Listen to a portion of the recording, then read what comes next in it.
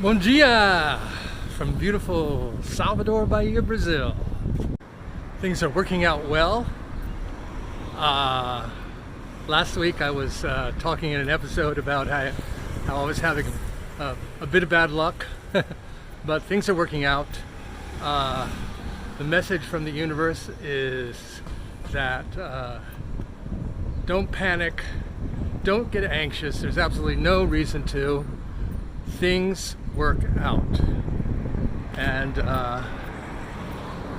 my living situation is feeling far less unstable than it did when I got the notice from my landlady that she wants my apartment back.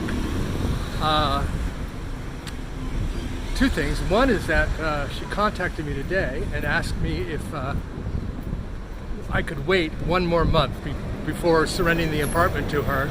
In other words, instead of turning the apartment over to her at the end of this month, October, she would take the apartment at the end of next month, at the end of November. So that gives me a little more time here to enjoy Salvador. And then, as I mentioned before, I am moving temporarily for 4 months only to the city, that little city in the interior where I used to live, for 4 months, where I'll have much cheaper rent, about a third of what I pay here.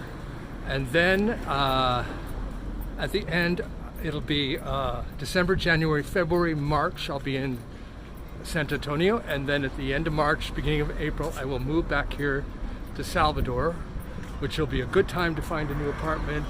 It'll be after the high season, after Carnival, and rents come back to normal levels. So that worked out. I'm also fixing my banking after my little gold pay con job at the bank.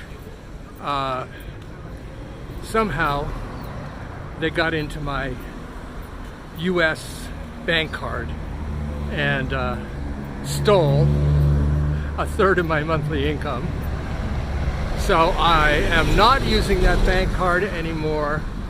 I've pretty much fixed that problem. I don't know if you've heard of Wise. It's an international money transfer company, very good, very safe, and I'm going to use them from now on. So hopefully that takes care of that problem, and I think that was it. The other problem with the TV, the cable, got fixed very quickly. So all my problems are melting away, and it's a beautiful day. And I bought one of these handmade bracelets today in this blue color. I didn't get a new tattoo yesterday, but I had a tattoo that I had put on here in Salvador about 10 months ago. And just out of laziness and not wanting to feel that pain again, I waited until yesterday to go back and get it touched up. And it really did need to be touched up. Now the color is much, much brighter, much more vivid, and you can see the letters, the words on it much, much clearer now. So here it is. It's on my wrist in my color, blue. It says Iemanjá. Iemanjá is my favorite goddess, or Orisha, in the Afro-Brazilian religion Candomblé. Iemanjá is the goddess of the seas. She takes the form of a mermaid, and so that's why. And the design is a fita. Fita means ribbon in Portuguese, and fitas are very, very popular here. The idea is that you have a fita tied to your wrist, and you make a wish, and when the fita or ribbon falls off after a few months, your wish comes true. And they're also, these fitas come in different colors. They're also tied to the front gates of churches and other spiritual places. So I had a fita tattooed onto my wrist as if it were a ribbon with the word Iemenja around it. Fitas can have come in with all sorts of words on them, usually commemorating a special day, such as the festival de Iemenja. You can say Igreja de Bonfim, the Bonfim Church, things like that.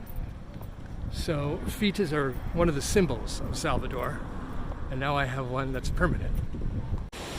So I'm still thinking about, or maybe better to say fantasizing about, becoming part of Candomblé, the Afro-Brazilian spiritual, I guess one could call it a religion. There is an initiation. Well, there's two things. As a new person becoming part of Candomblé, I believe the rule is you have to wear white, all white for the first year, which would be fine with me, no problem. And the second rule, I believe, that I would have a little bit of a problem with is that I've been told that part of the ritual is that your upper arm is cut with a knife, a sharp knife, and not just a little cut, a big cut. And the problem I would have with that is that I take blood thinners, and when I bleed and I don't stop bleeding. It's a big deal. A few months ago, I stubbed a toe while I was walking, because I always wear flip-flops called Havaianas here, and